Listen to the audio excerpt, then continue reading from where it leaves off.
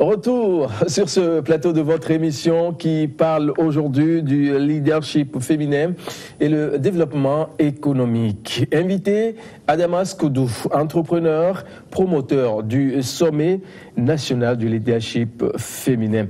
Un sommet qui a eu lieu au Togo, à Lomé, précisément la capitale bien sûr, du 17 au 20 octobre dernier.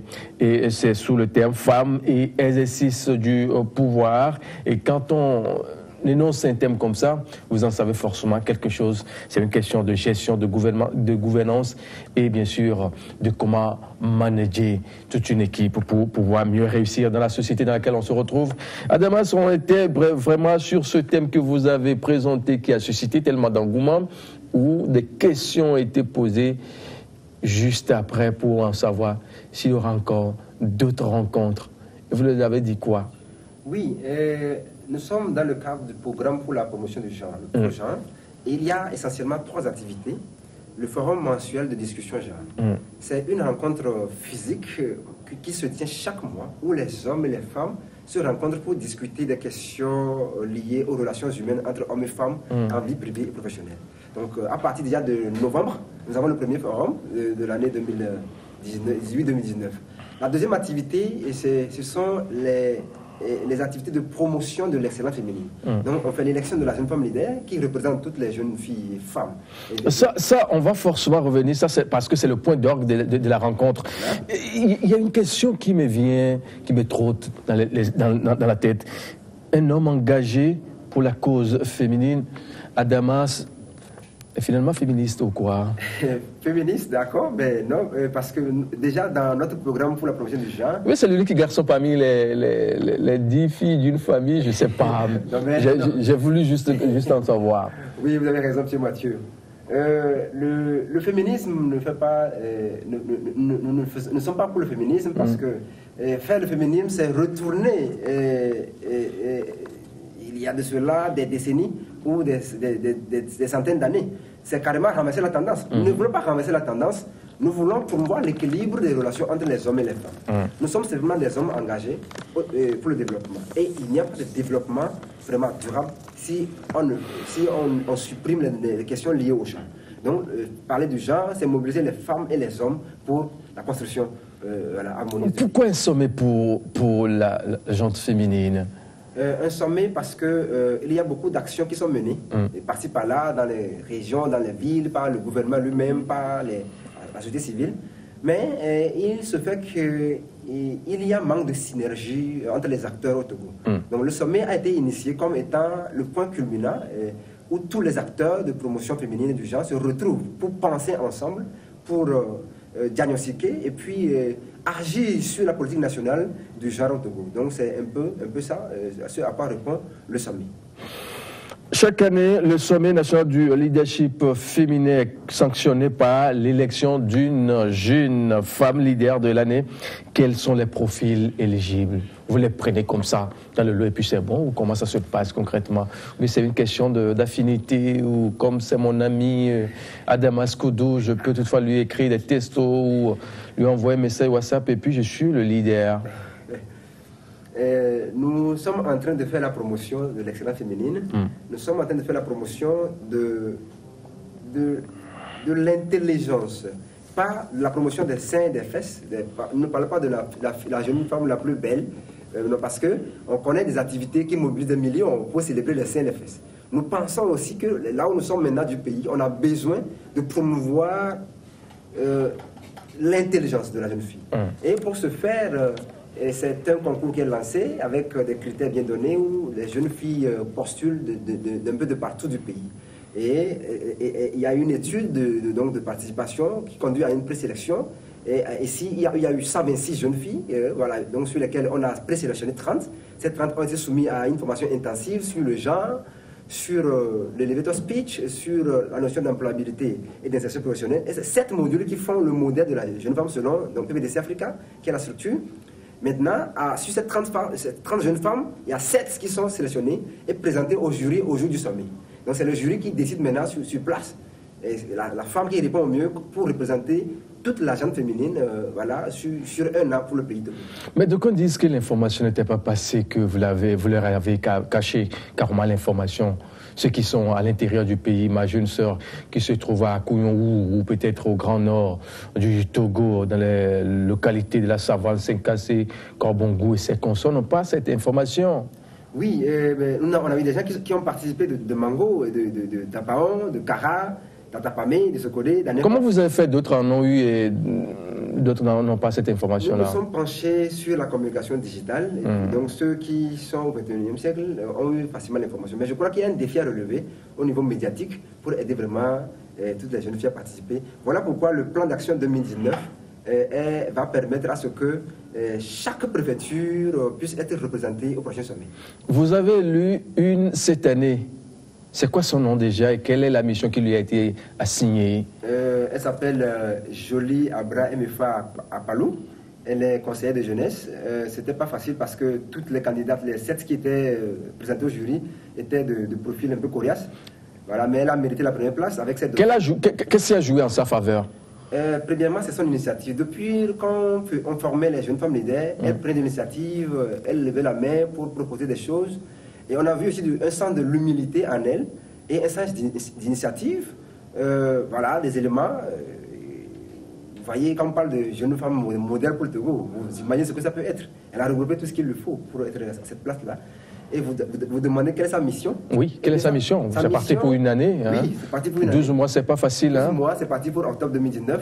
Elle a pour mission principale de déployer les acquis du sommet au bénéfice des filles et femmes de chaque préfecture. Quels sont ces acquis de ce sommet-là qui doivent être déployés au niveau des femmes dans les différents coins du pays? Oui, les acquis du sommet, les jeunes filles et les femmes ont compris qu'elles ont le pouvoir autant que les hommes et qu'elles doivent travailler sur elles pour pouvoir développer ce pouvoir en elles et puis sur les autres. Elles ont compris que le monde politique n'est pas un monde diabolique dont on doit avoir peur, que le Togo attend que les femmes montent en haut pour pouvoir travailler avec les hommes. Elles ont compris ça. Elles ont compris aussi qu'il y a différents niveaux de la gouvernance politique et que chacun doit se positionner. C'est déjà un premier pas. Maintenant qu'il y a d'autres activités comme l'académie politique du PROSEMA qui se déroulent, qui font. Donc il s'agit donc de faire de la synergie entre les acteurs. Donc la jeune femme leader porte ce message à d'autres filles dans les communautés les plus reculées. Elle va sélectionner, elle va se faire aider par les préfets et puis les centres de promotion sociale qui existent et les écoles d'enseignement primaire secondaire avec qui nous collaborons à travers la direction régionale des enseignements pour pouvoir sélectionner des points focaux, les former, pour pouvoir leur permettre donc de relayer l'information auprès donc des autres et s'inscrire maintenant comme ambassadrice au prochain sommet 2019. Voilà, donc, elle a déjà aguerri ou bien c'est maintenant que vous allez la former pour toutes ces missions-là? Oui, elle est déjà aguerrie à plus de 70%. Actuellement, elle est en train de mettre à jour son plan d'action qui doit être envoyé au ministère de la Femme avant le 10 novembre afin de pouvoir être sûr de recevoir l'accompagnement des différentes structures de la place pour sa mission. Et cette année, des reconnaissances ont été également décernées? Oui, la reconnaissance est le premier bénéfice qu'une personne peut avoir de son activité. En tant que structure promotrice de la propulsion des femmes, de la participation des femmes, nous devons aussi reconnaître les gens qui font beaucoup d'efforts, les gens qui agissent et qui investissent leur temps et leur argent pour pouvoir sensibiliser et permettre à ce que la notion de genre soit accrue au Togo. Donc on a fait la reconnaissance des femmes d'influence de l'année, dans le domaine de la technologie, dans le domaine de l'autonomisation financière des femmes, dans plein de domaines, dans le domaine de la politique. On a vu la jeune femme politique, Madame Sabine Dambé, qui a même reçu le prix du PROSEMA, qui était venue témoigner de son parcours pour inspirer les jeunes. On a fait aussi des reconnaissances ambassadeurs champ et développement. C'est des hommes qui investissent leur temps, leur argent pour contribuer aux actions, aux activités, aux programmes de promotion du genre au Togo. Donc ils ont été reconnus afin qu'ils s'engagent à continuer ce qu'ils font déjà et qu'ils se mettent aux côtés donc, du comité du sommet pour le succès du sommet 2019. Mesdames, Messieurs, vous regardez toujours votre émission Émergence qui reçoit un jeune entrepreneur togolais, son nom Adama Skoudou, qui est bien sûr le promoteur du sommet national du leadership féminin. Depuis quelques minutes déjà, nous débattons du thème leadership féminin et le développement dans tout son ensemble, et en particulier l'économie. Quand on dit Adama Skoudou, c'est nature Tekinkeliba. Finalement, on en est où avec tout ça là? La ville de Kenkeliba est en train de grandir actuellement, vraiment à grande vitesse. À grande vitesse, hein? Oui, parce que nous sommes passés de projet à qu'est-ce que c'est le thé de Kenkeliba, maintenant... Ouais, que c'est quoi ce thé-là dont on vend tellement les mérites. Voilà, maintenant c'est quoi? Je veux le consommer Kenkeliba parce que depuis que je le consomme, ma tension est régularisée, mon taux de glycémie est stable, voilà, je digère bien, je me sens bien, je ne vais plus régulièrement à l'hôpital. Donc, aujourd'hui, sur tout le territoire du territoire de relais, 8 pharmacies sur 10 redistribuent nos produits. Et nous sommes en train donc de mettre en place un projet que nous appelons 1000 cafétérias. C'est de déployer maintenant la consommation de la pharmacie au cafétéria où la plupart des Togolais se retrouvent chaque soir, chaque matin. Vous êtes déjà dans les pharmacies? On a bouclé pratiquement la pharmacie à 90%. Et tout le monde ne va pas en pharmacie, bien sûr. Et la consommation, la grande consommation, c'est dans les boutiques et dans les cafétérias. Et voilà le défi que nous nous sommes lancés jusqu'en fin 2019. Nous bouclerons toutes les cafétérias et ça va multiplier notre chiffre d'affaires actuel par 6. Donc, nous sommes en train d'avancer. Nous avons aussi de l'ouverture sur les pays de l'UEMOA et de l'Afrique. Actuellement, le Japon est à parler avec nous pour pouvoir déployer carrément le produit sur le Japon. On en a travaillé avec le concierge permanent du Togo au Japon qui en est de nous aider à nous mettre en contact avec les entrepreneurs japonais. On a fait toutes les analyses bio-chimiques, etc., et physico-chimiques, etc., qui sont nécessaires. Et je crois que 2019 va avoir une autre phase de Kenkeliba au Togo. Alors, vers cette référence en Afrique, on dit thé marocain ou bien finalement on va dire thé togolais, Kenkeliba, je ne sais pas. Alors, vers là. Notre vision à l'horizon 2025 est que chaque Africain, où qu'il se trouve sur le territoire de l'Afrique et quel que soit son pouvoir d'achat, puisse se procurer des produits du Kenkeliba. Voilà, c'est notre vision. Et nous, on est en train de travailler pour imposer un thé togolais à toute l'Afrique. Le made in Togo pour le monde. C'est quoi concrètement la force de ce thé-là? Qu'est-ce que ça donne de plus particulier que les autres thés? Le Kenkeliba n'utilise pas d'engrais chimiques pour sa culture. Donc d'emblée, c'est un produit naturel, 100% naturel. Deuxièmement, le Kenkeliba nous a été enseigné à l'école comme étant une plante thérapeutique. Donc c'est tout un patrimoine africain qui est tombé dans les oublis. Maintenant, l'Afrique se retrouve, le Togo se retrouve, on a compris que l'Occident nous a manipulés et qu'aujourd'hui, maintenant, il faut retourner aux valeurs de l'Afrique. Donc c'est le premier thé qui sort du patrimoine africain et qui vient comme produit modernisé pour toute la communauté. Donc voilà ce qui rend ça particulier. Et je vous dis, l'effet est immédiat. Parce que chaque jour, nous nous intoxiquons du fait de notre alimentation, du fait du climat, du fait de tant de choses qui intoxiquent l'organisme. Donc le Kenkeliba nous permet d'éviter les urgences. On prévient les maladies chroniques. Donc c'est d'emblée, c'est ça qui est choisi vis-à-vis des autorités du marché. Il n'y a que ça dans votre usine que vous faites, ou il y a d'autres choses? Le Kenkeliba est notre matière première principale, mais avec le temps, on a diversifié, on a mis le gingembre, on a mis de la citronnelle, on a mis le thé de Gambie, on a mis le bissap, on a fait des goûts variés avec des effets thérapeutiques différents, afin que chaque consommateur puisse se retrouver dans la gamme. Finalement, l'entrepreneuriat est une solution au chômage? Sans entrepreneuriat, il n'y a pas de création de richesse, il n'y a pas de création d'emploi. Donc entreprendre, c'est créer de l'emploi pour soi, mais aujourd'hui, Kenkeliba est en train de recruter plus de 70 personnes sur le territoire, et un emploi direct. Donc je pense que s'il y a 2 entreprises togolaises qui font pareil, donc ça veut dire qu'avec l'entrepreneuriat, et comme le gouvernement l'a impulsé, on va finir par résorber complètement le chômage au Togo et en Afrique. On a vu lors de l'adresse du chef de l'État à 20%. Du budget vous a été réservé, vous qui êtes des jeunes entrepreneurs. Aujourd'hui, c'est une satisfaction totale? Oui, d'abord c'était une opportunité pour nous pour apprendre ce qu'on appelle les marchés publics. On a été formés sur le fonctionnement des marchés publics. Et deuxièmement, notre thé Kenkeliba a été éligible maintenant au marché parce qu'il va maintenant concurrencer directement le Lipton sur la place des fêtes, la place des séminaires, des conférences, des pauses café. Maintenant, le Kenkeliba est là, donc voilà, c'est une grande opportunité. Ça, je confirme parce que j'ai été à une rencontre où ce thé a été servi à décès, où les personnalités étaient là et je garde le reste. C'est pratiquement la fin de l'émission. L'édition 5, c'est pour octobre 2019. Si c'est pas tôt, c'est quoi concrètement cette nouveauté-là qu'on aura peut-être en 2019, octobre 2019? Oui, d'abord, nous avons fait l'évaluation des organisations depuis 2013 que le sommet est lancé.